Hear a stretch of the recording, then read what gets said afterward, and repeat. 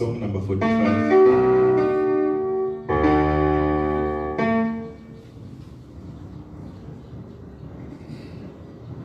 Sorry, song number 3. They came from east.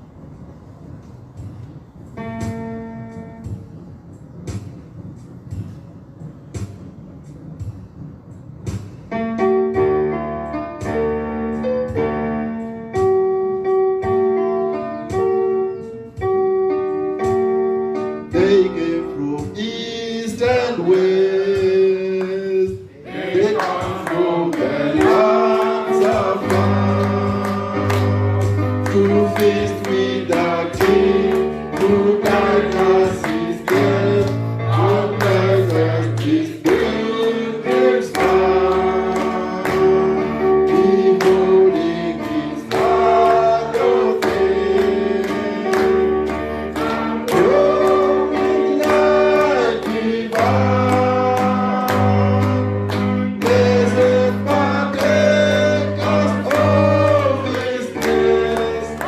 Yes.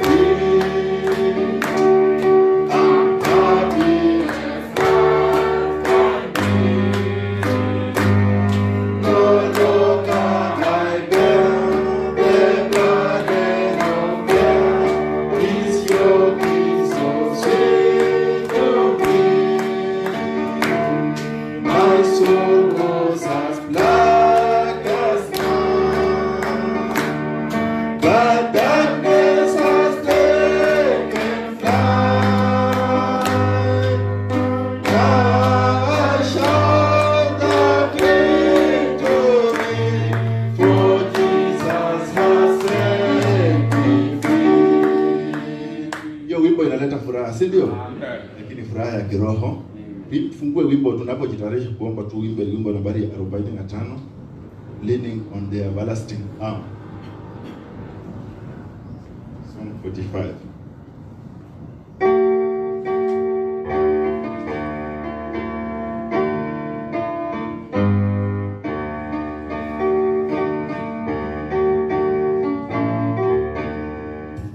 What a fellowship, what a joy divine, leaning on the everlasting arm. What blessedness when our peace is mine, leaning on the everlasting arm.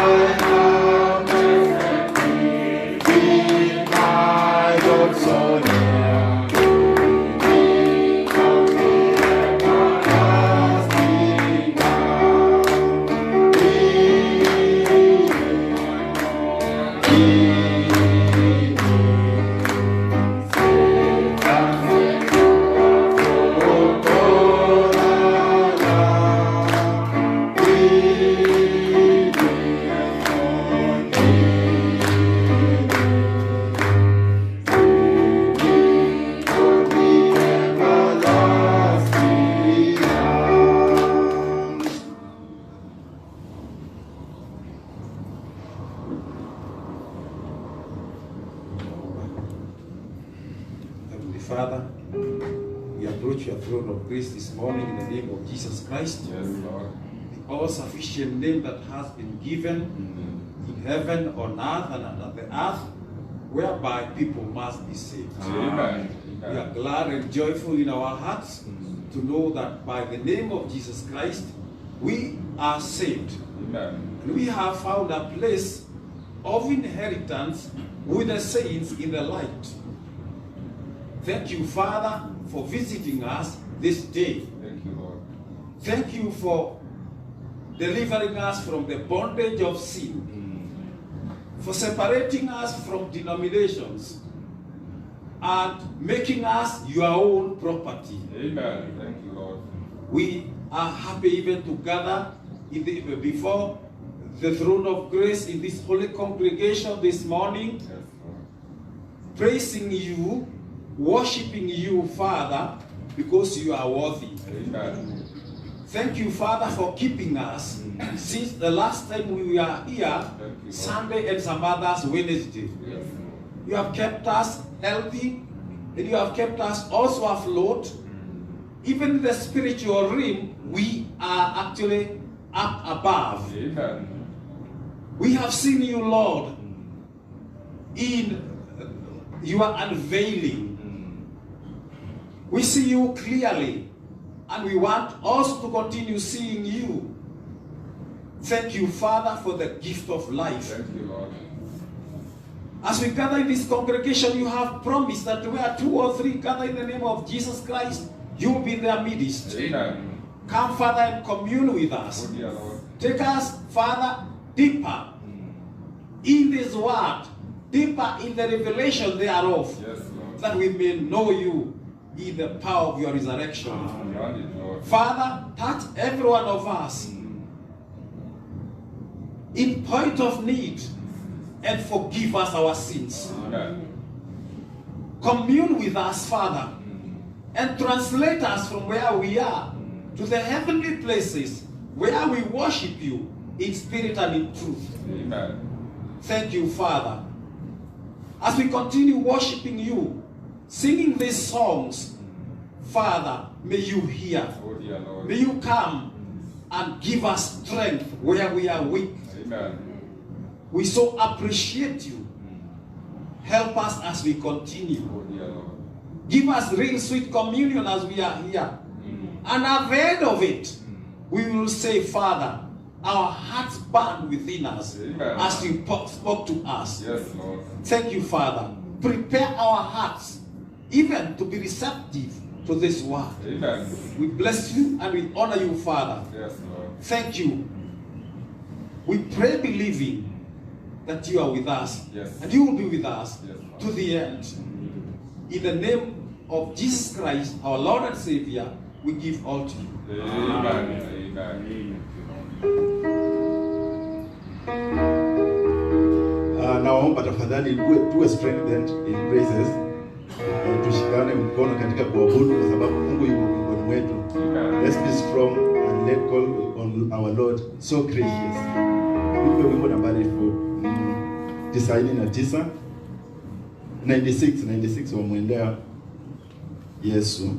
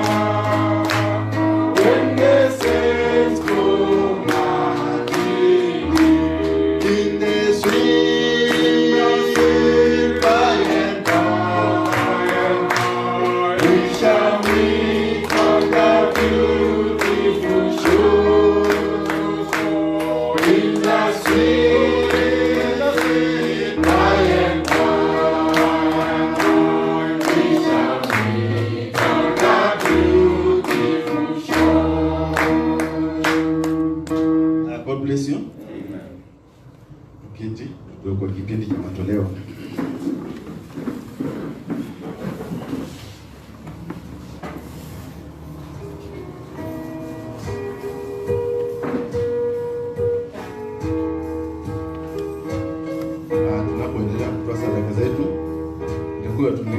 nambari 182 kichitwa cha utakaso.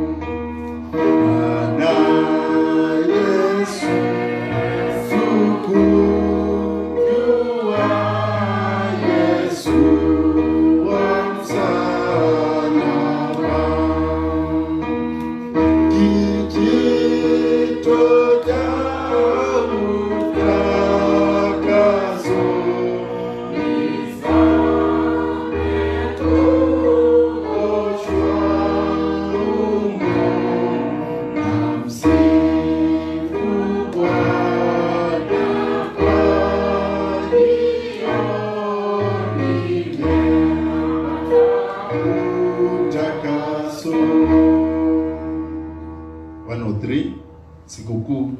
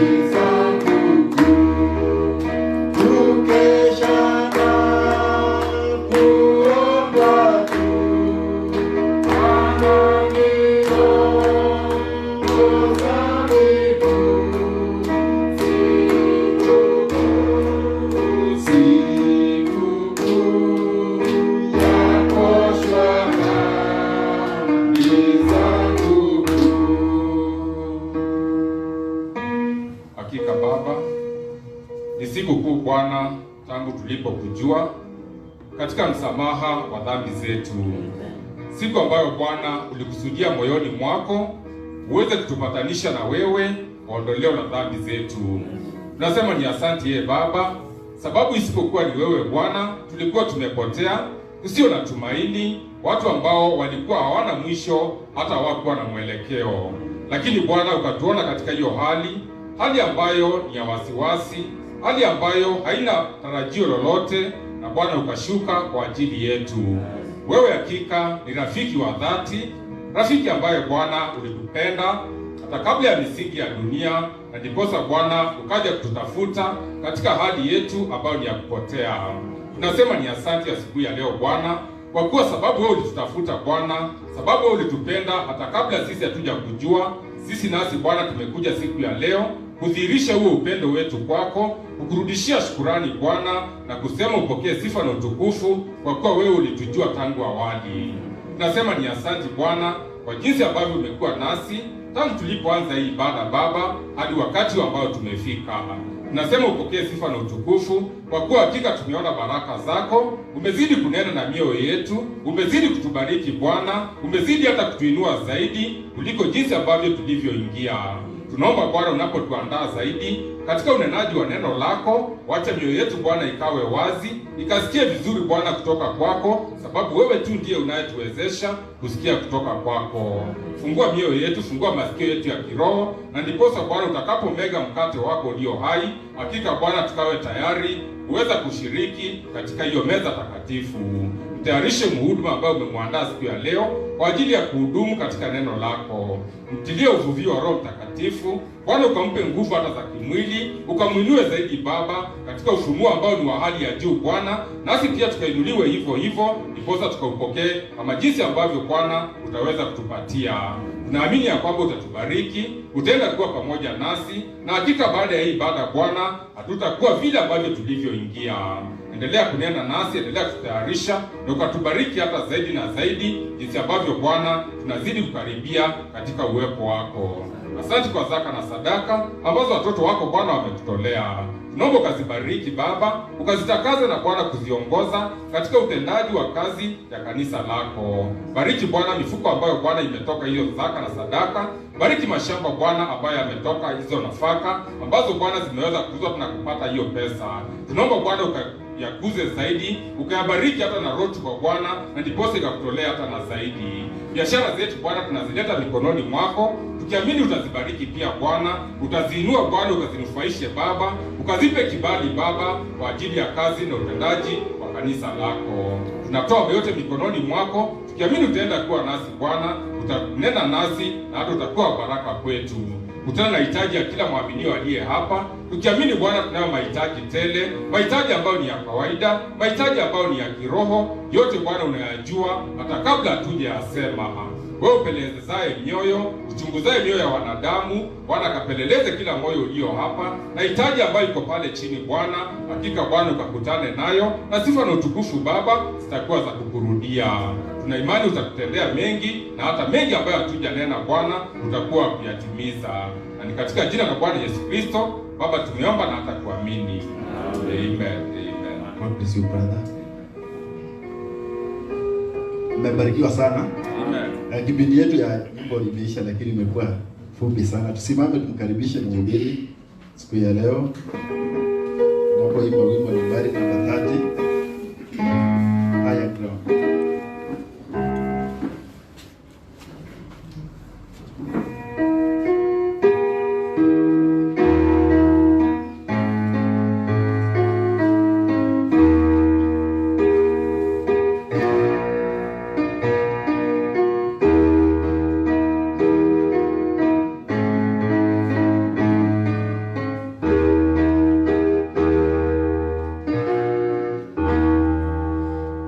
Praise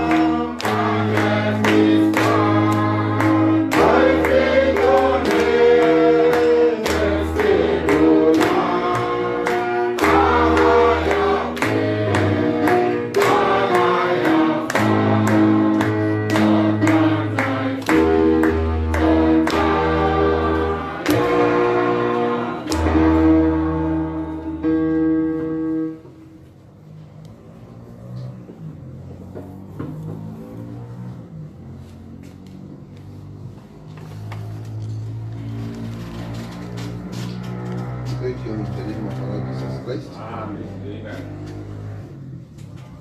It's a privilege to be here this morning. Nafasi ya kipekee kuwa katika uwepo wake asubuhi ya leo.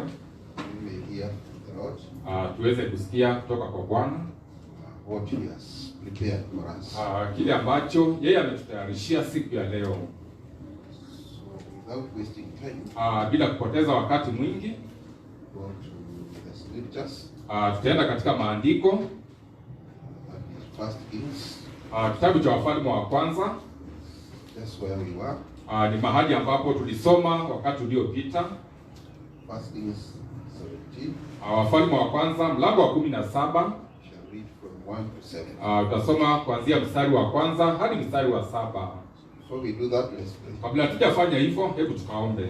Heavenly Father, we come before you Baba yetu wa mbinguni, twaja mbele zako this wonderful morning asubuhi ambayo ni ya ajabu, that you've given us that privilege, ambayo umetujalia hicho kibali even to be alive hata kuwa hai and to congregate and have communion with you. na ukusanyika hapa na kuwa na ushirika nawe. We know we are weak, Tunajua sisi tu wadhaifu, but you are strong. amen, bali wewe uko na nguvu. We are unable, Sisi hatuwezi, but you are able. lakini wewe waweza. We call upon you, Lord, Litia jina lako ewe Bwana, that you may come down, ukashuke sasa, fellowship with us, uwe na ushirika nasi and look upon us through that precious blood na utazame kupitia hiyo damu ya dhamana kuu of thy Son Jesus Christ. ya mwanao wa pekee Yesu Kristo. That, Lord, you may cleanse us, Ndio Bwana ukatusafi and you may forgive us our trespasses na pia ukatusamehe makosa yetu and our iniquities. na maovu pia yetu. We thank you, Lord, for your Kwa blessings, kushukuru Bwana kwa baraka zako, for keeping us safe up to this moment. kwa kutulinda na kutuweka salama mpaka siku ya leo. Since we were here last Sunday, Tangu wakati tuliachana siku ya Jumapili, we must have gone through and met many dangers, lazima tumepitia na kukutana na hatari tofauti. but you have sustained us, Lord. Amen. Kwani Bwana wewe umekuwa kutulinda. We ask you to be with us, Naomba Bwana ukawe nasi, that you may reveal yourself to us more and more ukaweze kujifunua kwetu zaidi na zaidi, as we prepare ourselves tunapojitayarisha to meet you, Lord. kukutana nawe Bwana. We are sure the rapture is so close, Tuna hakika ya kwamba unyakuzi umekaribia, because the time has come. sababu Promises have been fulfilled. amen, na ahadi zako zote zimetimia.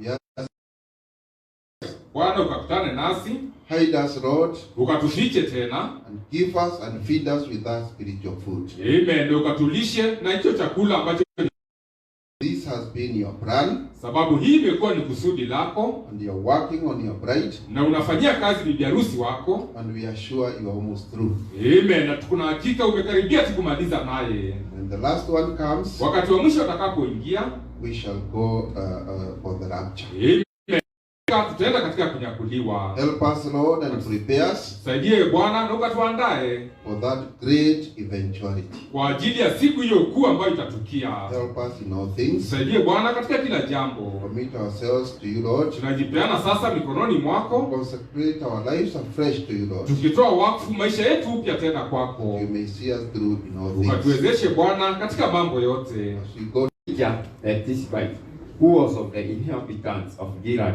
said unto Ahab, As the Lord God of Israel liveth, before whom I stand, there shall be not be dew nor rain these years, but according to my word.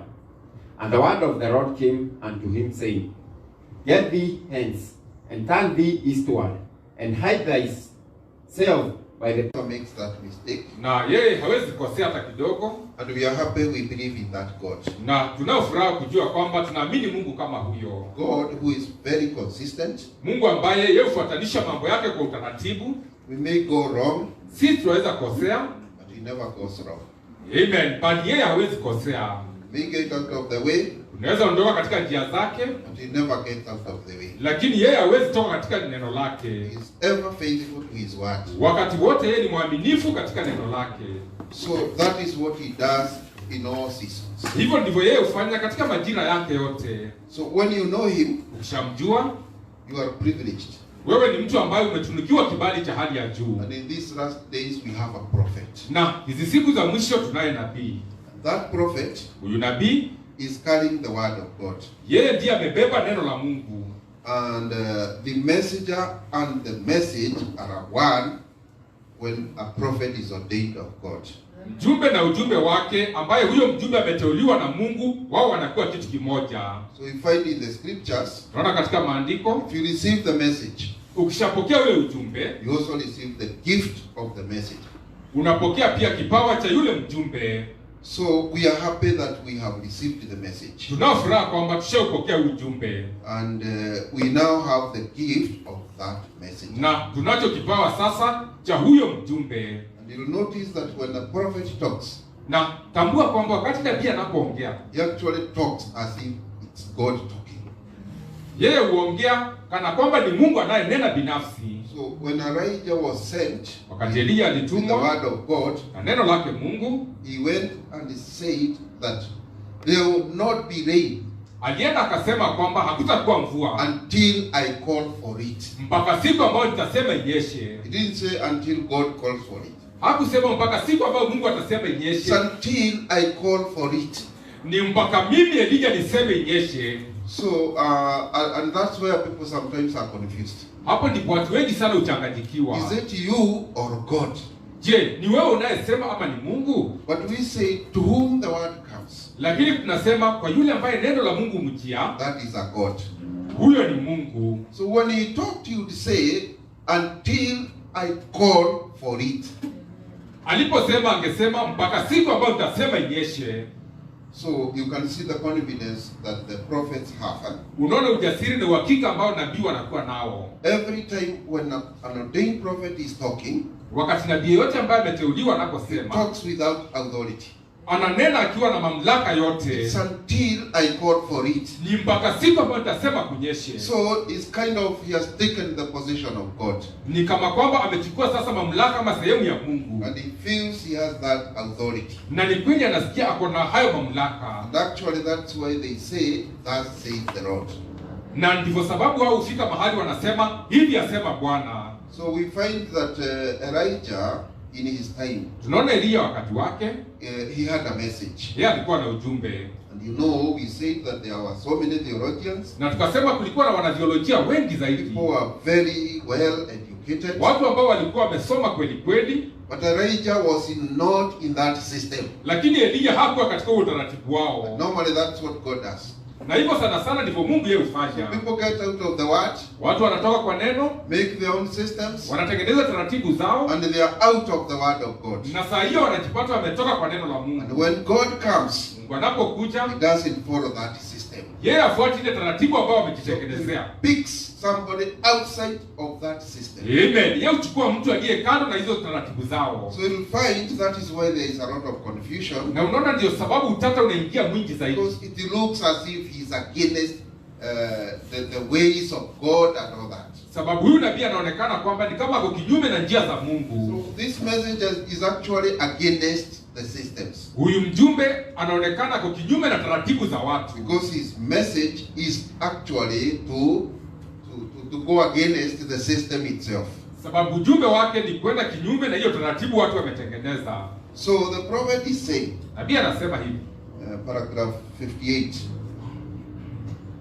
Now, when Jesus was on earth, Wakati Yesu alikuwa hapa duniani, he had as much unbelief to contend with that we have today and maybe more. alikuwa na ushindani wa kutoamini wa hali ya juu sana ambao angeshindana nao kuliko leo ama hata zaidi. But he didn't stop. That didn't stop him. Lakini hiyo haikumkomesha. He went right on performing and carrying out his duty, Yeye aliendelea tu kufanya kazi zake jinsi ambavyo alistahili. and God confirming everything he done. Amen. Na Mungu akithibitisha chochote ambacho Yesu alisema. And he said, I'm not by myself. Yeye akasema mimi siko peke yangu. My Father and I are one. Mimi na Baba yangu tu kitu kimoja. He dwells in me. Baba yuadumu ndani yangu. It ain't me that does the works. Sio mimi nifanyazo hizo kazi. It's the Father that dwells in me. Amen. Ni Baba yule aishie ndani yangu. And if I do not his works, Na kama sitafanya kazi zake, then don't believe me. basi msiniamini. But if I do the works, Bali nikifanya kazi zake, and yet you can't believe me, na hata hivyo mkose kuniamini, believe the works. basi aminini zile kazi. In other words, Kwa maneno mengine, search the scriptures. chunguzeni maandiko, for that's where you think you got eternal life, sababu mwafikiria hapo ndipo kuna uzima wa milele, is by knowing the scriptures. ni kuyajua ati maandiko, And the scriptures itself na maandiko yenyewe testify of me. ndiyo yanayonishuhudia mimi. What a statement. Je, ni tamko la aina gani? The scriptures tell you who I am. Haya maandiko ndiyo yasemayo mimi ni nani. So Jesus Amen. knew himself. Yesu alijitambua yeye ni nani. He knew himself very well. Alijijua vizuri kabisa yeye ni nani. So, and we expect that. Na tunatarajia ikuwe hivyo. This is God himself. Huyu ni Mungu aliye yeye I told mwenyewe. you last time we said that Jesus actually was God. Wakati uliopita nikawaambia hakika Yesu alikuwa ni Mungu. Because God dwelt in Jesus in fullness. Mungu alidumu katika Yesu katika utimilifu wake wote. All godliness was in him. Utaua wote wa Mungu ulikuwa ndani ya Kristo. So you wouldn't expect anybody else to understand himself than Jesus Christ. Haugetarajia mtu mwingine ajitambue zaidi kama jinsi Kristo alivyojitambua. So, you know, he would not look at a multitude. Yeye hakuangalia umati wa watu. He was not looking at how the numbers he had. Hakuangalia hesabu ya wafuasi wake. Because being God, Sababu akiwa Mungu, he even knew the hearts of people. alijua mpaka mioyo ya binadamu. So he knew himself. Alijijua yeye mwenyewe. And he knew others better. Na alijua watu wengine bora zaidi kuliko alivyojijua. But we find that he found or he had to contend with opposition or unbelief in his time even more than we have today. Na tunaona kwamba ilimbidi ashindane sana kutokuamini kwa wakati wake kuliko jinsi ambavyo kuko leo. And it's the scriptures that tell you the hour that we are living. Na maandiko ndiyo yasemayo wakati ambao twaishi. And the things that you see done. Na mambo ambayo unaona yakitendeka Is God himself ni Mungu yeye binafsi among his people. akiwa miongoni mwa watu wake. Nothing can raise the dead but Hakuna God. kiwezao kufufua wafu isipokuwa Mungu. Nothing can do the things that he is doing now but him. Hakuna yawezaye kufanya mambo anayofanya sasa isipokuwa yeye. For the Bible said, Kwa sababu Biblia ikasema, the same yesterday, today and forever. Amen, yeye ni yule jana, leo na hata milele. Now 61. Listen to that Elijah the prophet. Hebu sikize Eliya nabii akisema, Cry out against them and their theologians. akilia na kupaza sauti kinyume ya wao na theolojia Now zao. notice, he spoke as if he was God himself. Tazama, alinena kana kwamba alikuwa yeye ndiye Mungu binafsi. Elijah spoke as if he was God himself. Eliya alinena kana kwamba yeye ndiye Mungu mwenyewe. The dew will not fall Akasema umande utaonekana from heaven kutoka mbinguni until I call for it. mpaka siku ambayo nitasema uonekane. Amen. Amina. The prophet had been so long in the presence of God. Nabii alikuwa ameketi sana katika uwepo wake Mungu. And the prophets of the Old Testament, or any time when they lived in the presence of God until they become the Word. Amen. Wajumbe wa nabii wa kale na wa agano la kale, wakati wowote walipoishi katika uwepo wake Mungu, walifanyika kuwa neno. And their message is Word itself. Na ujumbe wao ikawa ni neno hilo lenyewe. And remember he said, thus says the Lord. Nakumbuka akasema hivi asema Bwana. And when those men had those messages from God, Na wakati hao watu walisikia hizo jumbe kutoka kwa Mungu, and they become so wrapped up that their own thinking na wakajifungamanisha na mawazo yao, might have been against their thinking. pengine ilikuwa kinyume na vile walifikiria. They might not have been able to see it right. Pengine hawangeelewa vizuri, But they were speaking the word of God. lakini walikuwa wakinena neno la Mungu. Thus says the Lord. Amen. Hivi asema Bwana. There will not be any rain till I call for it. Hakutanyesha hata kidogo mpaka siku niseme kunyeshe. Oh, what a statement. Je, ni tamko la aina gani He had hilo? been in the presence of God and been vindicated so perfect. Alikuwa katika uwepo wa Mungu na akadhihirishwa kabisa ukamilifu. And remember that also for us, Amos 3:7. Nakumbuka hiyo inaandamana na Amosi, kitabu cha The Amosi mlango wa Lord 3 God mstari wa will do 7. nothing until first he reveals it to his servants the prophets. Bwana Mungu hatatenda jambo lolote kabla hajalifunua kwa watumishi wake manabii. There is not going to be any rainfall. Hakutanyesha mvua hata kidogo. They laughed at him. Walimchekelea, They thought he was crazy. wakafikiria huyu mtu ni kichaa, That's a fanatic. huyu ni wazimu. But he said, thus says the Lord, Lakini angalia, alisema hivi asema Bwana, it's not going to rain. hakutanyesha hata kidogo.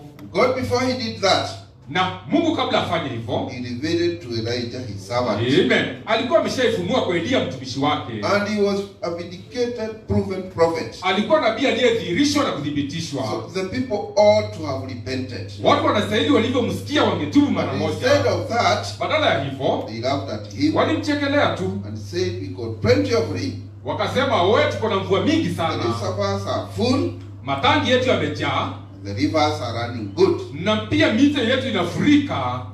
You see the characteristic of man. Waona tabia za binadamu zilivyo? It's unbelief. Ni kutokuamini. Remember in the time of Noah, Kumbuka wakati wa Nuhu. they said it cannot rain Walisema hakujawahi nyesha until the whole world is flooded.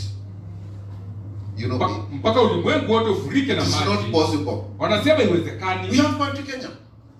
We have Mount Kenya. Tuko na mlima Kenya. We have Mount Elgon. Tuko na mlima Elgon. We have Kilimanjaro. Tuko na mlima We have Kilimanjaro. Mount Everest. Tuko na mlima Everest. How can just rain like that? Kunawezaje nyesha tu hivi kufurike kila mahali? But it is God saying. Lakini kumbuka ni Mungu aliyesema. It is God saying what will happen.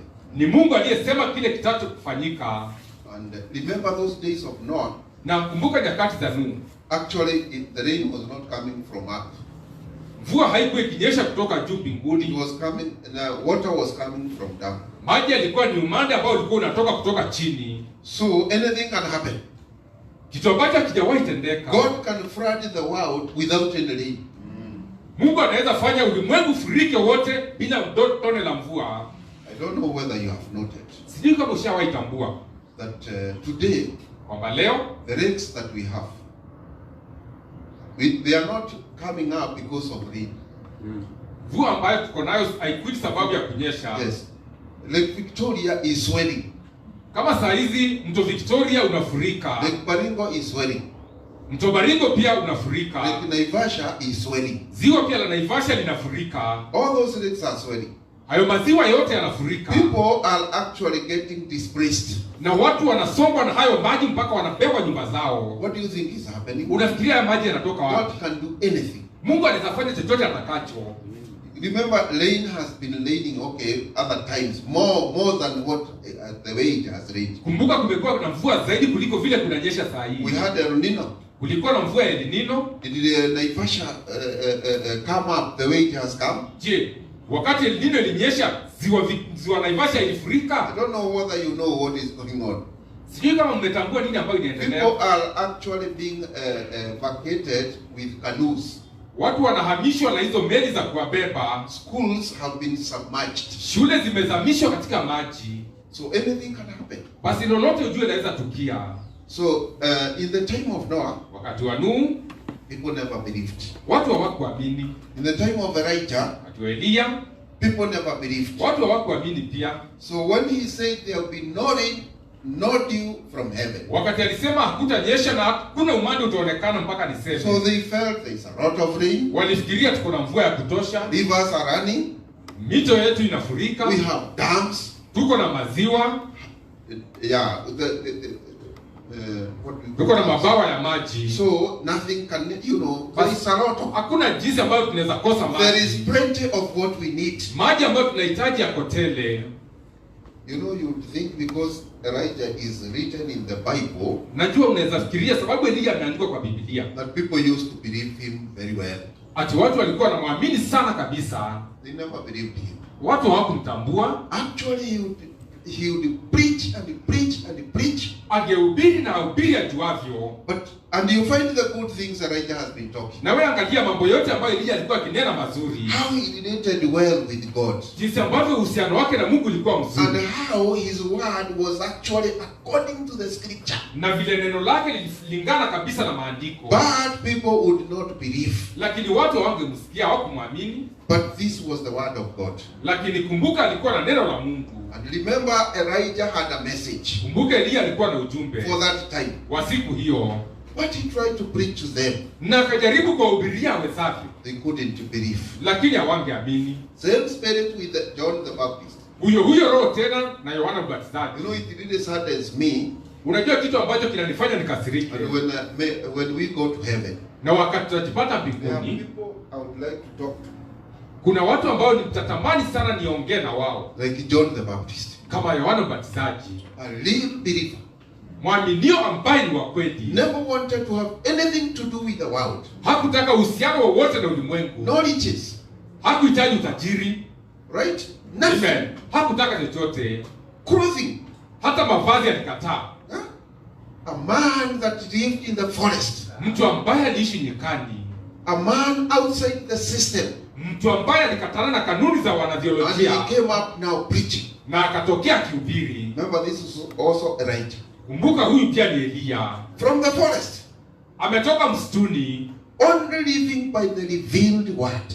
Akiishi tu kwa neno ambalo limefunuliwa kwake. And he really preached. Na hakika akahubiri kweli kweli. And he was a prophet. Na yeye kumbuka alikuwa nabii. And he said, Akasema hivi, I really don't know Jesus. hakika simjui Yesu. And I really guess he did not know the name.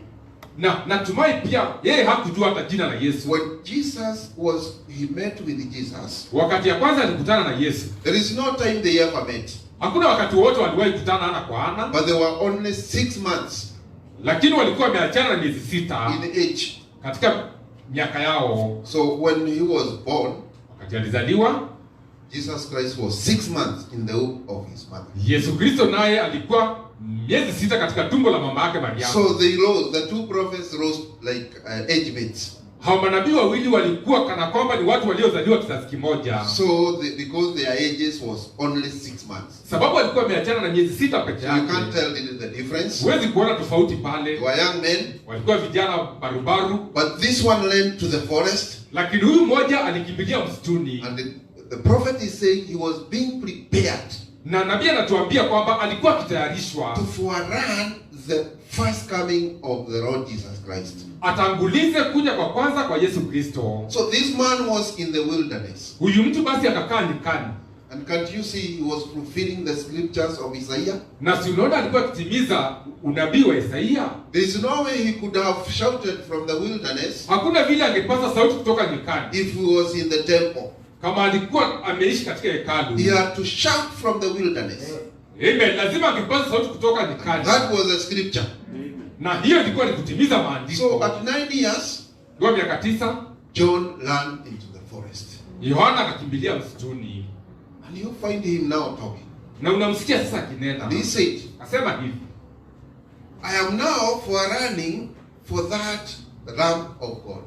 mimi natanguliza kuja kwa huyo mwana kondoo. And I was told, Na akaambiwa, the one that I'll see the dove coming from heaven yule ambaye utaona huwa ameshuka kutoka and mbinguni is settling on, na akuja atue juu I yake. should know that is the man. Amen. Ujue huyo ndio Yesu. So he wasn't told to ask for Jesus Christ. Hakuambiwa enda ukaulize watu Yesu ni nani. You see, that is the way we are introduced to him. You are told, go and ask so and so. Unajua unapoenda na ujui mtu enda ukaulize fulani wa fulani. So that you exactly know specifically whom you are dealing with. Ndio ukishauliza ukiambiwa ni huyu ujue unahusika na nani. So as a prophet, he was told how to identify Jesus Christ. Amen. Kama nabii alitangulia kujulishwa jinsi ambavyo atamjua Yesu. So when he was in River Jordan, Alipokuwa kule mto wa Yordani, Jesus went down.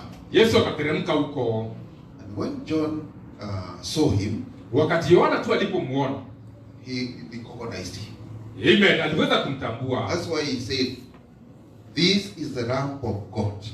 Ndiposa akasema huyu ndiye mwana kondoo wa Mungu. Takes away the sin of the world. Amen. Aondoaye dhambi za ulimwengu.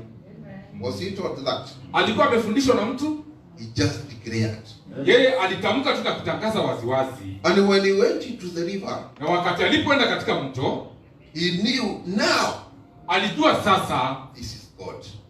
huyu ambaye niko naye hakika ni See Mungu. the spirit of a prophet. Unaona nabii, roho wa nabii. Our prophet is telling us here. Nabii hapa anatuambia hivi. Sometimes they even don't know what they are Wakati talking about. mwingine manabii wakinena hawajui hata kile wanachosema. Because they are talking about what God is saying that time. Amen. Sababu wananena kile ambacho Mungu amesema wakati huo. So when he saw Jesus, Wakati alimuona Yesu, he recognized him as God. Amen, alimtambua tu mara moja huyu ni Mungu. And where was Jesus going there? Na kwa nini Yesu ilimbidi aende To huko? be baptized. Amen. Amen. Ndiposa akabatizwe in that water. katika hayo maji. So you should not be embarrassed that you are going into the water to be. Jesus was baptized. Haustahili That water. kuona haya hata kidogo ukienda kubatizwa kwa maji mengi. So when John looked at him, Wakati Yohana he alimtazama, recognized that this is God. alitambua hakika huyu ni Mungu. Now that you are a God, Na sababu wewe ni Mungu sasa, I have known nishajua for sure you are a God. hakika wewe ni Mungu. Why should I baptize you? Kwa nini basi nikubatize? No, you asked him like that. Unajua nimuuliza waziwazi Is hivyo, it me to be baptized or to me to baptize you? ni mimi nikubatize ama wewe ndio unastahili I'm a unibatize? human being. Mimi ni binadamu, You are a God, wewe ni Mungu. right? Hakika. Why should I baptize you? Kwa nini mimi nikubatize? No, they contended in the river. Unajua wakiwa pale majini walianza John kubishana. questioned Jesus. Yohana akamuuliza Yesu, Why would I baptize you? For kwa sure. nini hakika Who nikubatize? should baptize the other? Nani anastahili abatize mwingine? Actually, what would you expect? Wewe hata wewe binafsi ungetarajia This nini? is God Huyu ni Mungu and this is a human being. na huyu ni mwanadamu wa kawaida. You should baptize me. Yeye Mungu ndiye anastahili anibatize. Jesus told him, Yesu akamwambia, it behooves us inatubidi ama inatupasa tufanye hivyo that we fulfill the word of God. ndiposa tutimize maandiko, Because the Lamb of God sababu mwana kondoo wa Mungu must be sanctified lazima kwanza atakaswe before kabla the sacrifice. hajatolewa kama kafara. So you see the word of God. Unaona neno la Mungu It behooves us to fulfill the word. yatupasa tutimize maandiko yote. John, do it. Yohana sasa njoo nibatize, Because the Lamb of God must be sababu mwana kondoo wa Mungu lazima kwanza sanctified first. atakazwa kabisa kwanza. You think John would have understood that? Wewe unafikiria Yohana katika akili zake angejua hivyo? He believed Yeye ni kweli aliamini and he baptized him. na hakika akambatiza. Now the prophet forerunnning the first coming of the word of Jesus Christ Nabii aliyetanguliza kuja kwa kwanza kwa Yesu is Kristo, the one to handle yeye ndiye alikuwa sasa God himself akutane na kushughulikia Mungu as the mwenyewe Lamb of God that was to be sacrificed. kama yule mwana kondoo wa Mungu ambaye alikuwa ende kutolewa kafara. You know, that's why I'm saying I would like to talk to John. Ndio sababu nasema ningetamani sana niongee na Yohana, Because he foreran the first coming of Jesus Christ. sababu yeye ndiye aliyetanguliza kuja kwa kwanza kwa Yesu He Kristo. foreran the coming of God himself. Yeye alitanguliza kuja kwa Mungu yeye mwenyewe, Funny enough, na jambo la ajabu hapa, he didn't take long. hakukaa muda mrefu. The message of John took very short time. A very short time. Ujumbe wa Yohana ulikuwa mfupi Remember kabisa. that I have told you that they were just having a gap of 6 months. Kumbuka nimekuambia walikuwa wameachana na kipindi cha miezi 6. So the time he preached was a short time. Wakati alihubiri ulikuwa muda mfupi zaidi, And he would tell them, na angewaambia, as I prepare you, kama ninavyowatayarisha nyinyi, when he comes, wakati atakapokuja I'll exit. mimi hakika nitaondoka. So you take over from him, the one I'm talking about. Huyu ambaye nanena juu yake ndio atachukua usukani wangu na kuendelea.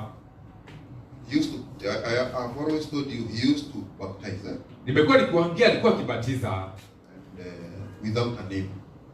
na alikuwa anabatiza ubatizo ambao hatumii jina lolote. Maybe he'll tell you, I'm baptizing you in the name of the one to come.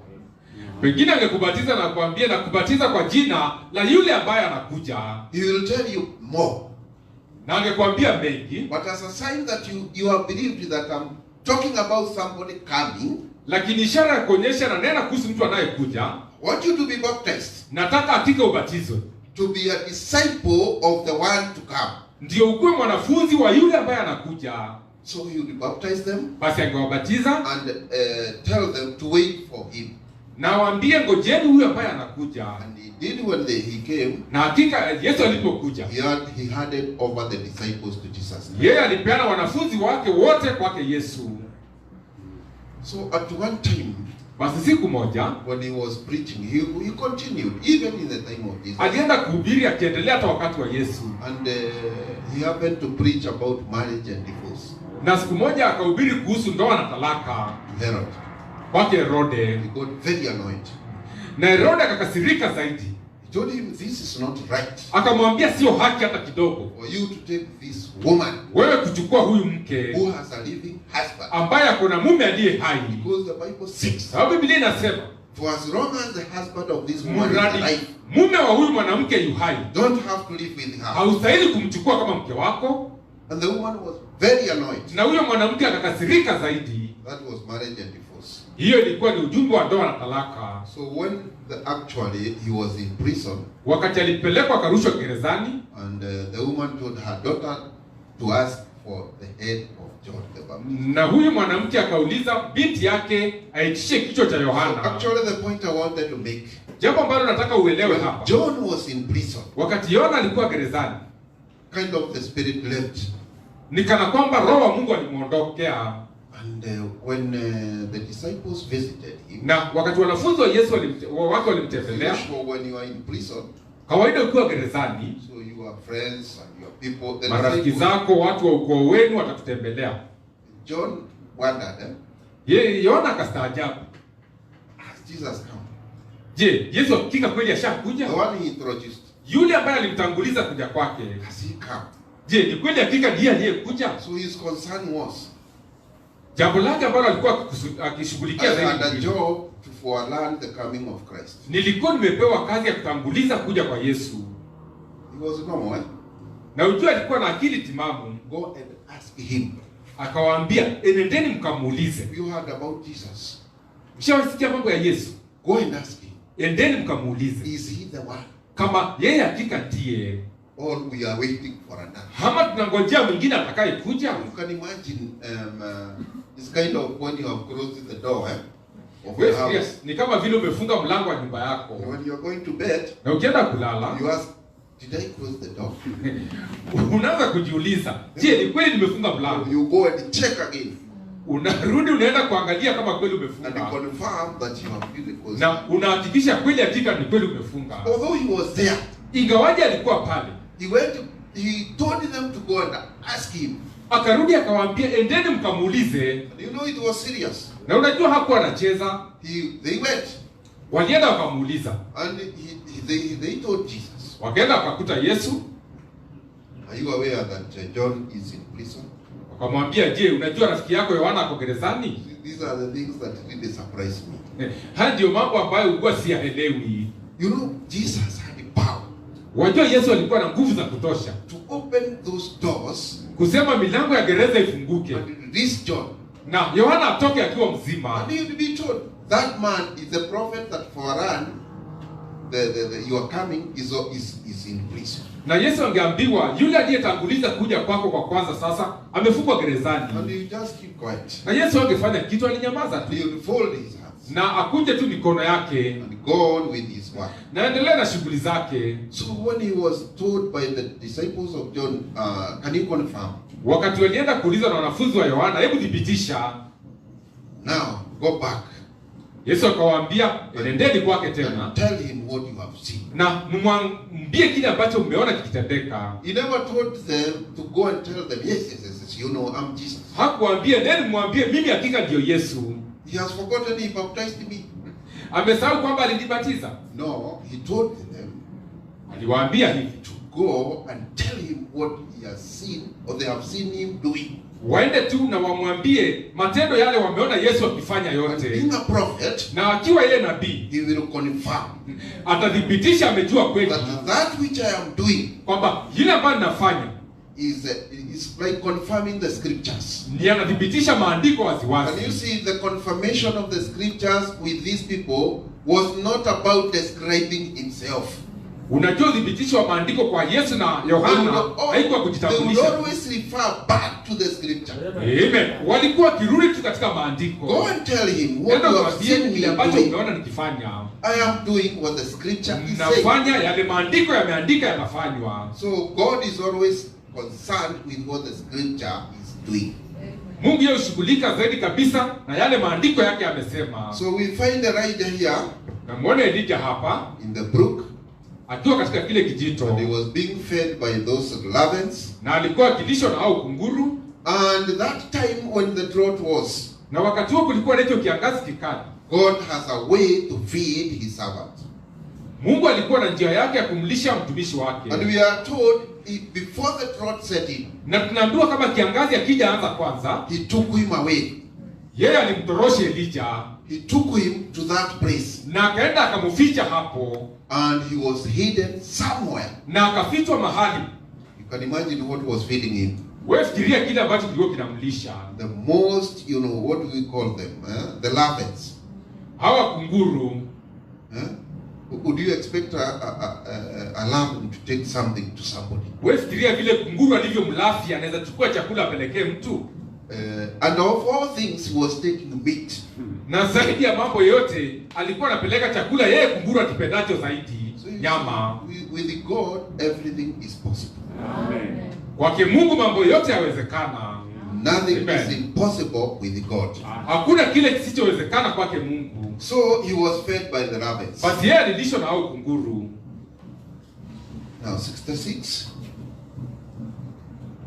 We find out that when a man comes sent from God, Tunaona kwamba wakati mtu amekuja na ametumwa na Mungu, ordained of God, akiwa ameteuliwa na Mungu, with the truth that says the Lord, akiwa na ukweli wa hivi asema the Bwana, message and the messenger are one and the same. yeye mjumbe na huo ujumbe wake wanakuwa ni kitu kimoja. Because he sent to present that says the Lord. Sababu huyu mjumbe ametumwa kuwakilisha hivi asema Bwana, Word by word. neno juu ya neno. So he and his message is the same. Kwa hivyo yeye na ujumbe wake wanakuwa kitu kimoja. 68. Then when a man comes with that says the Lord, Basi mtu ajapo na hivi asema Bwana, he and the message is one. yeye na ujumbe wake ni kitu kimoja. And when Elijah come with that says the Lord, Na wakati Eliya alikuja na hivi asema Bwana, he and his message became one. yeye na ujumbe wake walikuwa kitu kimoja. Just as Jesus, when he come, he was the word. Kama vile Yesu alivyokuja, yeye alikuwa ni neno. St. John 1. Yohana mlango wa kwanza mstari wa So the kwanza. word of God and the messenger of the age was the same thing. Neno la Mungu na mjumbe wa siku hiyo ilikuwa kitu kimoja. All the same, that's right. Yote kifanana hakika kweli. Jesus was the word that was prophesied of. Yesu alikuwa neno ambalo lilikuwa limeshatabiriwa. He was what the prophet said would happen. Yeye alikuwa kile manabii walisema atakuweko. Virgin shall conceive and bear this child. Bikira atatunga mimba na atazaa huyu mtoto. Way back in the beginning, Huko mwanzo kabisa mwanzo, God told them, said, the woman's seed shall bruise the serpent's head, Mungu akawaambia mbegu ya mwanamke itamponda kichwa cha nyoka, and he will bruise her head. naye atamuumba katika kisigino chake.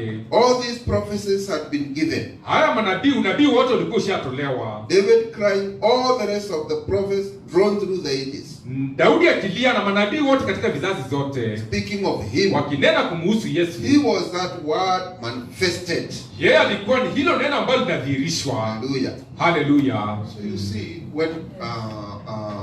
when a prophet is sent, Wakati nabii anapotumwa, and I want you to now get to the underlying message that the prophet had in this message. nataka ushike kabisa na uelewe ujumbe ambao nabii alikuwa anatilia akili zaidi. I've always said he always separated these messages because he could not preach one message in one day. Nasema nabii aligawanya hizi jumbe sababu angehubiri ujumbe mmoja tu wote. But actually the message is one. Lakini ukweli wa mambo ujumbe ni mmoja. What is there is the underlying message that he is delivering. Kile muhimu kabisa ni kile kiini kabisa cha ujumbe ambao anahubiri. So what does he want to tell us about the spiritual food in due season? Ni kitu gani ambacho nabii anataka tuelewe zaidi katika hiki chakula cha kiroho cha He majira wants us yake? to know that there is food today. Amen. Anataka tujue kwamba kuna chakula cha siku ya leo. That God is hiding the bride somewhere, feeding Amen. that bride in this season. Kwamba Mungu ameficha bibi harusi wake mahali na anamulisha chakula katika haya majira. And this word is that food. Amen. Na hili neno ujumbe ndio hicho chakula. So he is feeding the bride. Basi anamulisha bibi harusi wake. And there is that which we can say there is spiritual drought today. Na sasa tunaweza sema kuna kiangazi cha neno wakati huu. You know, you look at the Pentecostal preaching. Hebu angalia wahubiri wa Kipentekoste. Actually, instead of hating him, you sympathize. Na badala ya kumchukia anapohubiri unamhurumia. You even sympathize and love that person. Unamhurumia kabisa kabisa na unampenda zaidi. Because in them, they really want to say that they are talking about God, sababu ndani yao wangetaka kusema wananena kuhusu Mungu, which is all right. ambayo ni sawa kusema hivyo. But when talking about God, Lakini wakati wananena kuhusu Mungu, you must always talk about him in the revelation of that hour. amen, lazima unene juu yake kuhusu ufunuo ambao umepeanwa siku hiyo. I've always watched people, those pastors talk, okay? Umewahi kuona hao wahubiri wa kiulimwengu wa madhehebu ya kihubiri? Like one was introducing himself this way, Kama mmoja alianza kujitambuliza hivi, that I am a pastor akasema mimi ni mchungaji because I have a church where I preach. sababu niko na kanisa langu ambapo mimi hubiri. I'm also a bishop Mimi pia ni askofu because I have many churches that I have. sababu kuna makanisa mengi sana yako chini yangu.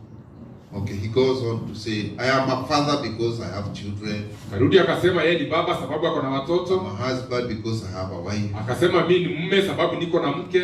So at one time he would say, Siku moja akafika akasema, me, I cannot turn my face to be slapped this side. akasema siwezi geuza So when I'm slapped this side, siwezi pigwa kofi katika shafu moja na I'm nigeuze not lingine, turned to be slapped the other one. na nigeuze lingine pia nipigwe kofi. Because the person who said that Sababu mtu ambaye aliandika hayo maandiko ran away after 3 years. alitoroka ulimwengu baada ya miaka 3. He's talking about Jesus. Nakumbuka hapo ananena kuhusu Yesu. If you are such a person, Ukisikia mhubiri he kama huyo, actually does not know Jesus is around. hakika hajui kama Yesu ako So area. when he is preaching, who are you preaching about?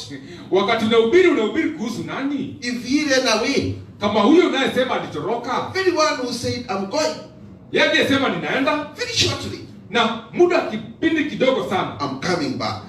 nitarudi tena kuwa nanyi. Can you see the confusion of 3 gods? Unaona kuchanganyikiwa kwa miungu So watatu. he thinks that because he went up in the skies, Anafikiria sababu Yesu alipaa juu mbinguni, that he ran away. alitoroka akaenda kujificha huko. But little does he know, he came back. Lakini ni vile haelewi kwamba Yesu alirudi akaja. He's much around. Hakika tuko naye karibu kila And wakati. unfortunately, Lakini kwa bahati mbaya kwake, when saying you are a pastor, unaposema wewe ni mchungaji, you are a bishop, wewe ni askofu, because you preach in many churches, sababu unahubiri na makanisa and mengi you have a yako, church that you preach, na uko na kanisa ambalo unahubiri, then you excommunicated that Jesus. basi tayari umemtupa Yesu nje. Actually, you don't have a right to talk about him, Hauna hata haki ya kunena kumhusu Yesu, because you have excommunicated him. sababu tayari ushamfukuza atoke nje. You know, if we excommunicate somebody here, you don't talk about him. Unajua tukisema mtu atoke kanisani na usinene mambo yote You kumhusu, don't refer to him. yeye hata uhusiani na yeye He's tena, out of the church. yeye ametolewa nje ya kanisa. You can see them testifying that Jesus is no longer in those churches. Unaweza ona wakishuhudia kwamba hakika Yesu yuko makanisani mwao. Actually, he's very right. Hakika ni kweli kabisa iko. That's why I'm saying Ndio sababu nasema you will sympathize with such a person, mtu kama huyo utamhurumia zaidi, because you are talking about Jesus whom you don't know. sababu ananena kuhusu Yesu ambaye hata hamjui. I said Nikasema hivi, Jesus knew himself. Yesu hakika alijitambua yeye ni nani. He knew who he was. Alijua hakika yeye alikuwa nani, And being God, na akiwa Mungu he knew everything. alijua mambo yote. So we didn't want to be hidden Tungetaka tufichwe, in that brook as Elijah was hidden, amen, katika hicho kijito kama vile Elija and alifichwa, fed with the spiritual food in that amen, season. na tulishwe na chakula cha kiroho cha majira hayo. So that's where we are today. Leo tumefikia hapo, And we must have that food. na lazima tuwe na hicho And chakula. the food that we have Chakula tulicho nacho, is that word in due season. amen, ni hicho chakula ambacho kiko katika majira It is the yake, word for that hour. ni neno ambalo la siku hiyo. Did you hear what the prophets say? Umesikia kile nabii That alichosema? sometimes even the prophets don't know what they are saying, Manabii wakati mwingine wananena mambo hata waelewi wenyewe, because it is God talking. sababu ni Mungu aliyechukua usukani na ndiye It is anayenena, him talking. ni yeye anayeongea. So you can see Elijah Basi waone Elia was talking the word of God. alikuwa akinena neno la Mungu. And we said last time this was judgment. Wakati uliopita tukasema hii ilikuwa ni hukumu, It was penalty from God, ilikuwa ni ghadhabu yake Mungu, because they had violated the word of God. sababu walikuwa wamekataana na neno lake Mungu. They were against the word of God. Walikuwa kinyume na neno la Mungu. So Elijah used to preach, Basi Eliya alikuwa akihubiri and he came to this point na akafikia hapa mahali where he now delivered the judgment of God. ambapo sasa alitangaza hukumu yake Mungu.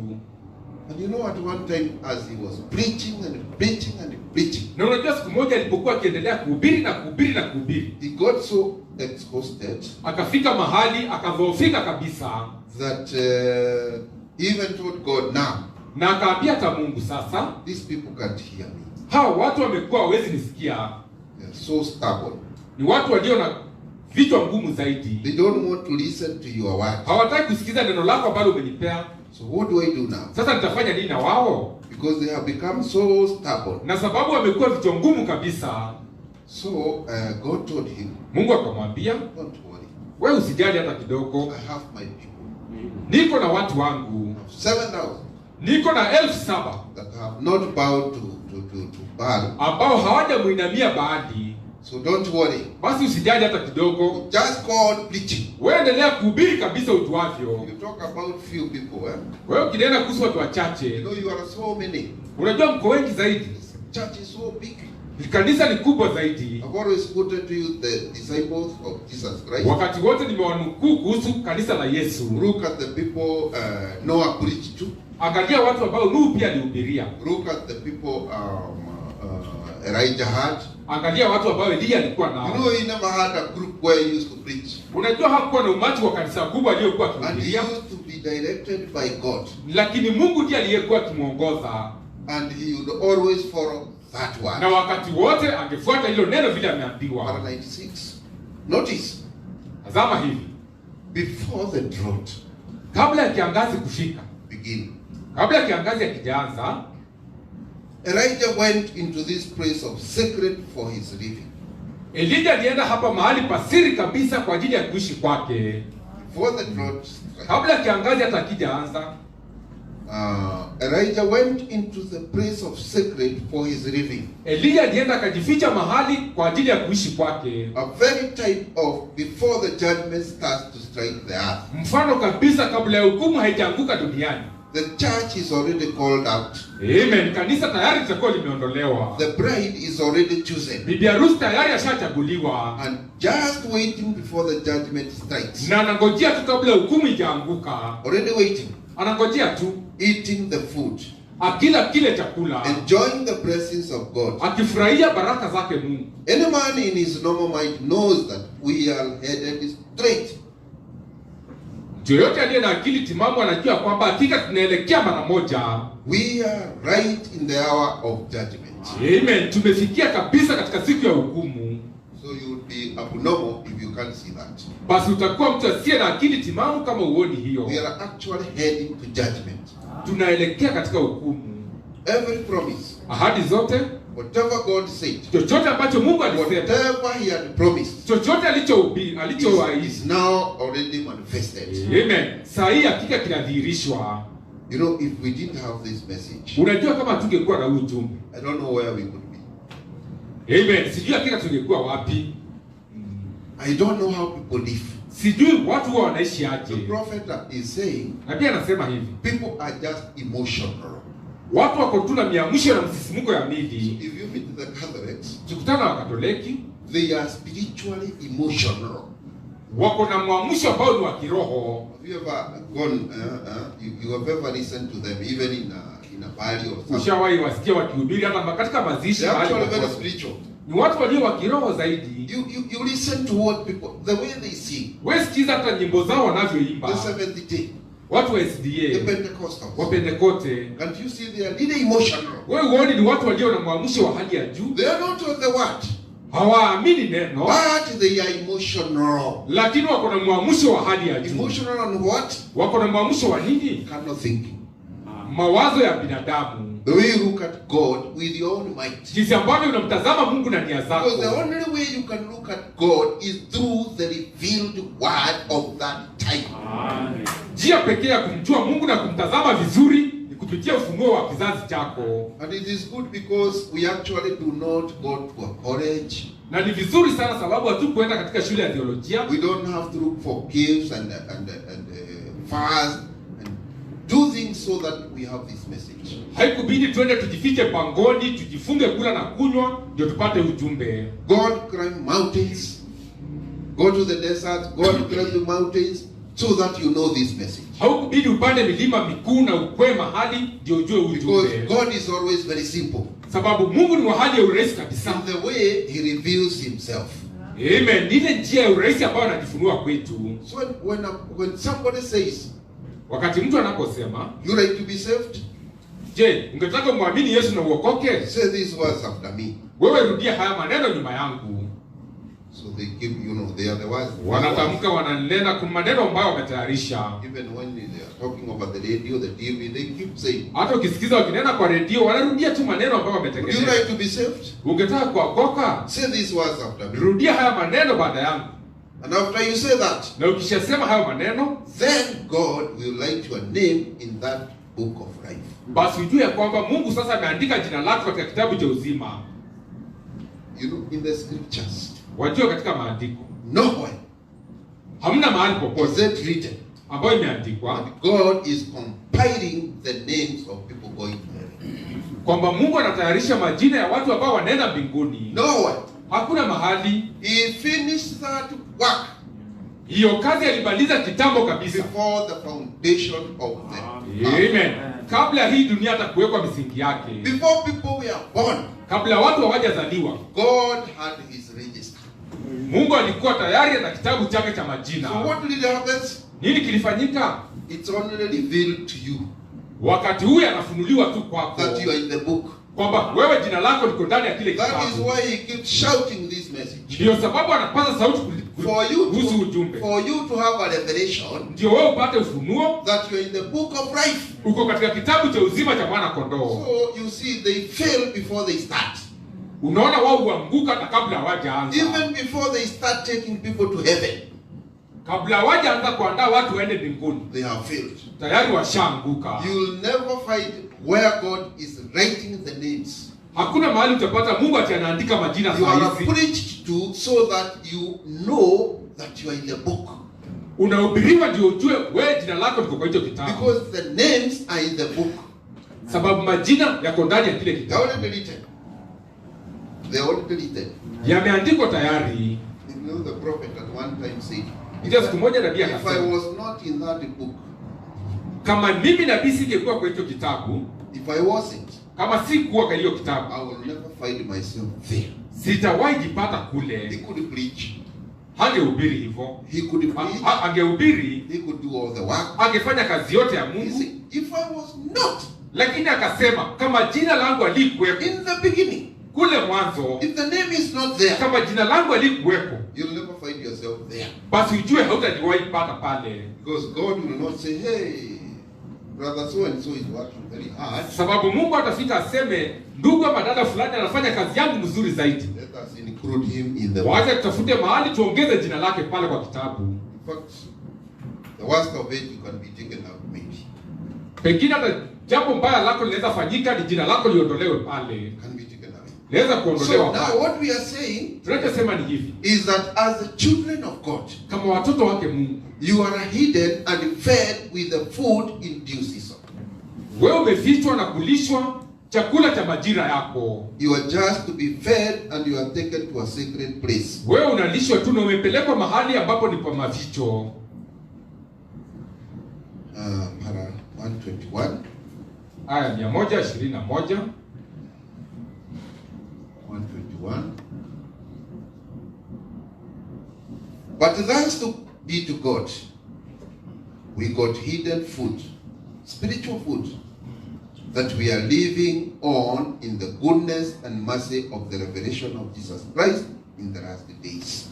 Bwana tukuzwe, hakika tuko na chakula cha kiroho ambacho kimefichwa na tunaishi katika wema na rehema zake Mungu katika ufunuo wa Yesu Kristo nyakati za mwisho. Vindicating himself among his people. Akijidhihirisha mwenyewe miongoni mwa watu. Amen. They went in. Elijah went in before. Waliingia ndani, Elia aliingia pia kabla kiangazi kuja. Thank God for being in before the judgment sets in. Amen. Mshukuru Mungu kwa kuingia kabla hukumu haijakuja. Now is the time of coming out and going in. Huu ni wakati wa kutoka na kuingia. Getting out of those organizations, kutoka katika madhehebu and getting into Christ. na kuingia ndani ya Kristo. It's a coming out and going in. Ni mambo ya kutoka kwa mahali fulani na kuingia mahali pengine. For all true believers. Kwa wakati huu kwa waaminio wote wa kweli. You get it? Unaelewa? It is time to get out of those organizations. Ni wakati wa kutoka katika hayo madhehebu. And it's time to get in. Na wakati huo ni wakati wa For kuingia. all believers. Kwa waaminio wote walio wa kweli. For all true believers. Waaminio walio wa kweli wote. And after the drought was about over. Na baada ya kiangazi karibia tu kuisha. 123. He called him out of there. Alimuita kutoka kule. Down to a widow's house. Aende kwa nyumba aliyekuwa mjane. Now notice he got to this window, and this widow had not associated herself with the unbelievers. Alimuita aende kwa huyu mjane na huyu mjane hakuwa anajihusisha na wasioamini. And this widow had not associated herself with the unbelievers, took the mark of the beast during the drought. Na wakati wa kiangazi huyu mwanamke pia hakuwa amechukua ile alama ya mnyama. So he called her out. Basi akamuita atoke. Called Elijah to sustain this widow. Na akaita Elia aweze kumdumisha huyu mjane. So do you notice it was not Elijah being sustained? Unajua sio Elijah aliyekuwa akidumishwa ama kulishwa So you na huyu mwanamke. may think the woman was actually sustaining Elijah. Unaweza fikiria kwamba huyu mwanamke ndio aliyekuwa akilisha Elijah. Elijah was told to go and sustain the widow. Elijah aliambiwa enda pale ndio ukawezeshe huyu mwanamke kuendelea kuishi. Now, they just had one little cake. Walikuwa tuna keki kidogo. One little thing she was holding on to. Kitu kidogo tu ambako alikuwa anashikilia. And Elijah said, Elijah akasema, give that to me. hebu nipatie hiyo keki kidogo kwanza kwangu. First. Kwanza. Thus says the Lord. Sababu hivi asema Bwana. That barrel will not go empty, neither will the cruse run dry. Hiyo bakuli haitaisha unga. Actually listen to the truth in that time. Amen. Na usikie ukweli wa Mungu kwa wakati huo. And remember his promises in Malachi 4. Kumbuka ahadi zake katika Malaki 4. Remember that? Malachi 4. Wakumbuka hiyo ahadi katika Malaki 4. Elijah will come and turn the hearts of the children to the fathers. Kwamba Elia atakuja geuze mioyo ya watoto warejee mababa Luke zao. 17:30. Kitabu cha Luka 17 mstari wa 30. Also in St. John 14:12. Na Yohana 14 mstari wa 12. How many more scriptures of telling Joel 2:38? Na maandiko mengi mpaka hata Yoeli 2:38. All that you do, or 2:38 rather. Yote ambayo angesema tuseme Yoeli 2:28. What you do in these last days. Kile ambacho angefanya siku hizi za mwisho. And how the prophet said that it would be right in these last days. Na vile nabii alisema kutakuwa na nuru wakati wa mwisho. How it would work. Jinsi ambavyo ingefanya kazi. What it would do. Jinsi ambavyo ingetendeka. All the scriptures pointing to these last days. Amen. Maandiko yote ikielekeza kidole siku ya mwisho. And that is Christ. Na huyo ndiye Kristo. If you can hide away in that now. Kama unaweza jificha ndani ya hiyo sasa. In that sacred place. Hapo mahali pasiri. You can eat and see the goodness and mercy of God. Amen. Unaweza kula na kuona huruma na rehema za Mungu. If you are sick. Na kama wewe ni mgonjwa. There is healing there. Pale kuna uponyaji. You remember when Elisha later on had called after that meal offering that he had Christ and sustained the widow's house with it. Unakumbuka baada ya kile chakula ambacho alikuwa amepewa na kumdumisha yule mwanamke mjane? Notice later when he called fire down out of the heaven. Tazama baadaye aliposema moto ushuke kutoka mbinguni. And proved his sending. Na akadhibitisha yeye ametumwa. That he is of God, the prophet spirit. Roho ametumwa na Mungu na huyo roho wake. Notice in the wilderness. Angalia kule nyikani. When he was laying down there under the juniper tree. Akiwa amelala pale chini katika ule mti.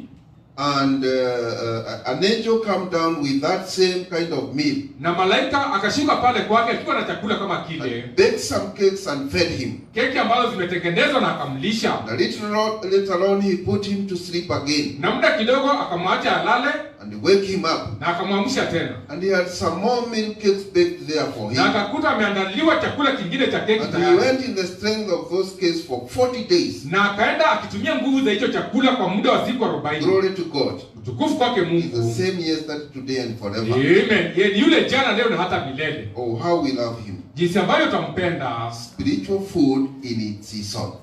Chakula cha kiroho katika majira yake. It is that food Ni hicho chakula in the right time. katika majira yake yafaayo. So you'll find Utaona kwamba we have that food now. tuko na hicho chakula. I'm just through. Nimemaliza tayari. I was talking to a friend of mine. He's actually a brother-in-law. Nilikuwa naongea na ndugu yangu. A very, very, very stout Catholic.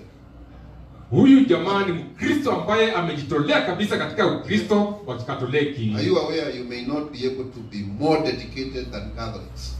Mshajua nyinyi waaminio kwamba mnaweza kosa kujitolea zaidi katika neno la Mungu kuliko hata Wakatoliki? You know, we always meet with them coming from the church. Wakati sisi tunatoka ndio tunakutana nao kila Jumapili wakitoka kanisani. You know, for them, Kwao if they are told mass will start at 7, wakiambiwa ile misa itaanza saa 1 kamili.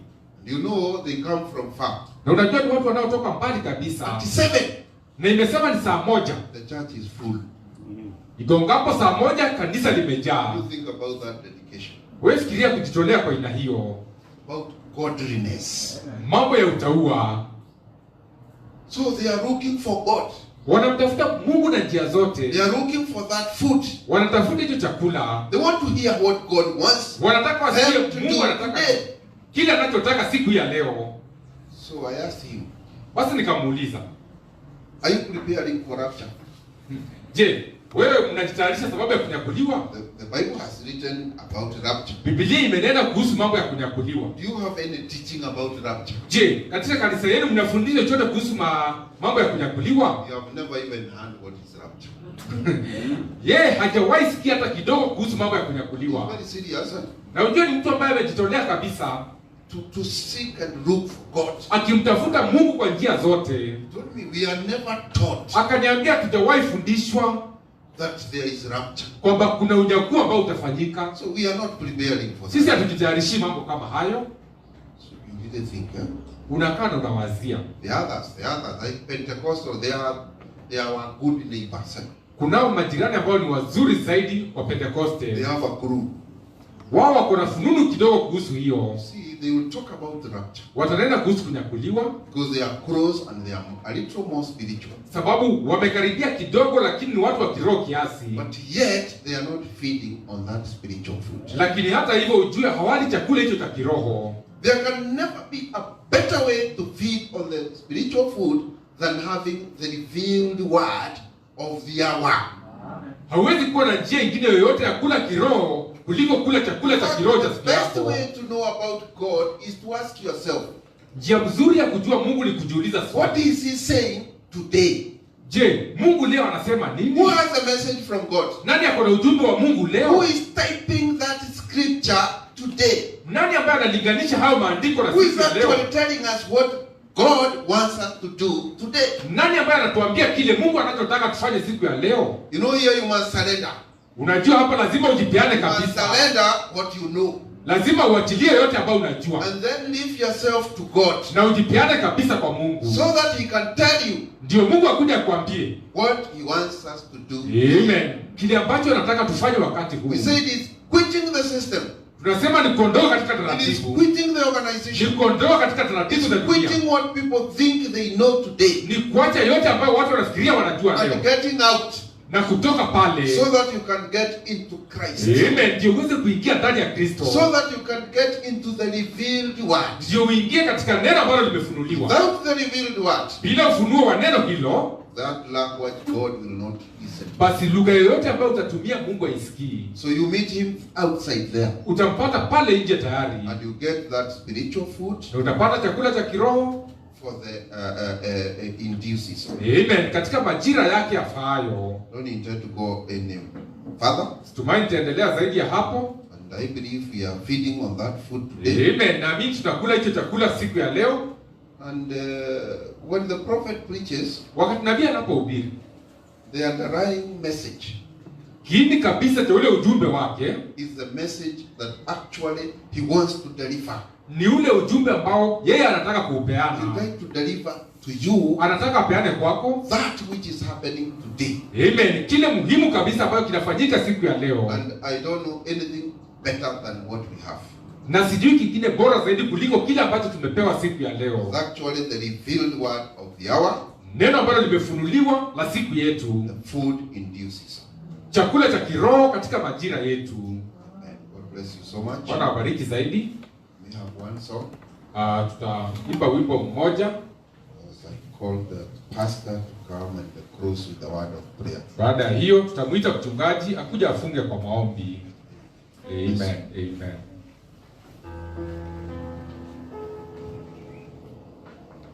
Mmebarikiwa. Tumpigie mchungaji mhubiri makofi. Song number 53.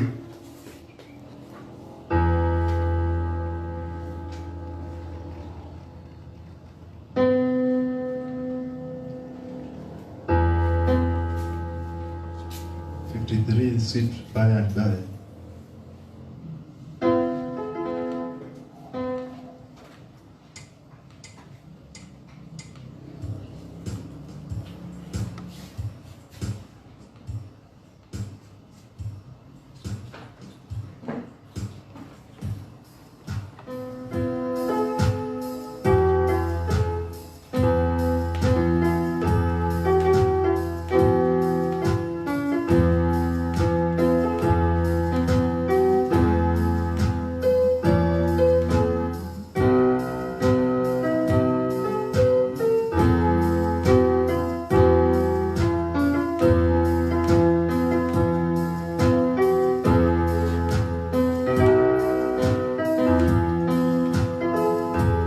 There's a land that is fairer than day, and by faith we can sit afar.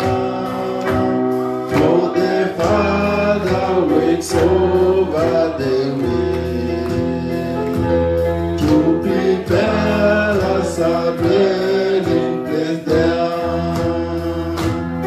In the sweet by and by, we shall meet on the beautiful shore. In the sweet by and by, we shall meet on the beautiful shore. We shall sing on the beautiful shore. The melodious songs of play, and our spirit shall sorrow no more. Not a sigh for the blessing of rain. In the sweet by and by, we shall meet on the beautiful shore. In the sweet by and by, we shall meet on the beautiful shore. To our wonderful Father above, He will offer a tribute of praise for the glorious gift of His love and the blessing that hallow our name. In the sweet by and by, we shall meet on the beautiful shore.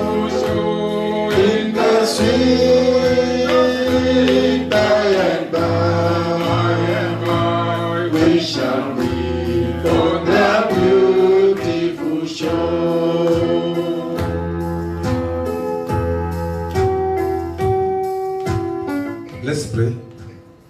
Precious Heavenly Father, Baba wa thamani wa mbinguni, in the name of Jesus Christ, katika jina la Bwana Yesu Kristo, we appreciate you this day twakufurahia Bwana siku hii ya leo for what you have done. kwa kile ambacho umetutendea. Thank you for the word that has just gone forth. Asante kwa neno tu hili ambalo tumelisikia. Heavenly Father, Baba wa mbinguni, we know the visitation you have visited us this day tunajua kututembelea ambako umetutembelea siku ya leo has brought us the spiritual food, amen, kumetuletea chakula cha kiroho which many people seldom appreciate. ambao watu wengi hata hawakichukulii kwa maana, They don't even see, hata wakioni, but we are glad lakini tunayo furaha because we see. sababu sisi hakika twaona. We are glad Tunayo furaha and appreciative because we feed on that word. amen, na kufurahia sababu tunakula hicho chakula. Help us, Father, Saidie Baba, as we have committed our lives to this worthy cause. kama jinsi ambavyo tumepeana maisha yetu kwa sababu ya wito wa hali ya juu, Give us to grow tujalie kukua zaidi from faith to faith. amen, kutoka imani moja hadi ingine. Transform us, Father, Katubadilishe Baba from glory to glory. kutoka utukufu moja hadi utukufu Because it mwingine. is only your word Sababu ni neno lako tu that pekee you have sent by the prophet of Malachi 4 ambalo umelipeleka kupitia nabii wako wa Malaki 4, that is the truth.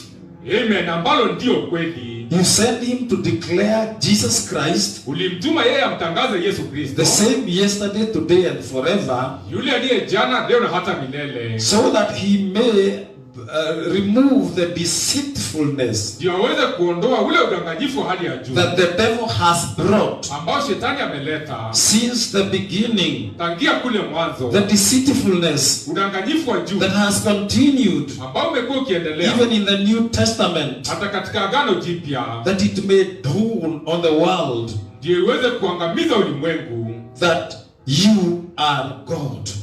wasijue kwamba wewe ni Mungu. We are glad to know Nao furaha sisi kujua, that you are our Savior. amen, kwamba wewe ndiye mwokozi wetu, And without this way, na bila hii njia ambayo umetuonyesha, the world is done. ulimwengu tayari umeisha. But we are glad that we are separated Lakini tuna furaha kujua sisi tumetenganishwa from the world kutokana na ulimwengu, to become your children. kufanyika kuwa watoto wako, It's not by our deed, na sio kwa matendo yetu, but by the deed of grace.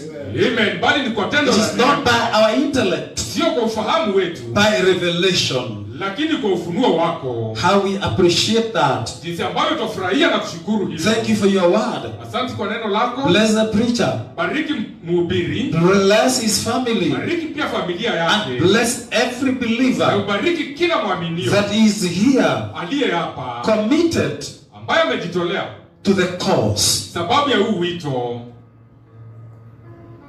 Take us deeper, Tuzamishe kilindi zaidi, deeper in revelation. kilindi katika ufunuo. Teach us your ways, Tufundishe njia zako e Bwana, that we may follow those ways. amen, ndio tukafuate hizo njia hakika. We know that many want just to come to the word Tunajua kwamba wengi wanataka tu kuja katika neno wishy-washy. bila kuwa na msimamo wowote ndani yake.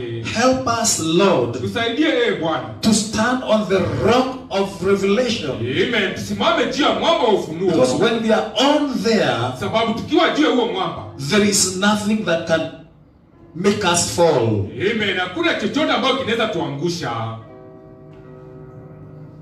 Increase our faith. Ongeza zaidi imani yetu, We believe. hakika tunaamini, amen. Stretch your hand, Nyosha Lord, mkono wako Bwana, and heal the sick. na uponye yote aliye mgonjwa. Stretch your hand, Nyosha mkono wako, encourage the discouraged, na uotie motisha wale ambao wamefishwa motisha, that we may continue ndio tuweze kuendelea working kutenda kazi until you come. mpaka siku ambayo utarudi. Bind us, Lord Jesus, Tuunganishe pamoja Bwana Yesu, individually and severally, kila mtu binafsi na with sisi wote cords of love, katika hizo kamba za upendo, cords of the Holy Spirit. minyororo ambayo ni ya Roho Mtakatifu. We bless you and we honor you. Tubariki na kuheshimu jina lako. We go to dismiss. Tunaenda kusumukana sasa. We pray that Lord Jesus, Kwa kuomba yeye Bwana Yesu, merciful and true, mwingi wa rehema na wa kweli, that you may grant us journey mercy. kwamba utatujalia rehema na huruma za safari. Make us vigilant Wacha tuwe waangalifu zaidi in the word katika neno than we have ever been before. kuliko jinsi ambavyo tumeshawahi kuwa mbeleni, That we may take you ndio tuweze kukutoa wewe truly as our everlasting portion. Amen. Hakika kama sehemu yetu ya milele. We bless you. Twabariki jina lako. Thank you, Father. Asante ye Baba. In Jesus Christ's Katika name. jina la Yesu Kristo tunaomba. Amen. Amen. Amen. Greetings from Sister Kimani. Salamu za kipekee kutoka kwa dada yetu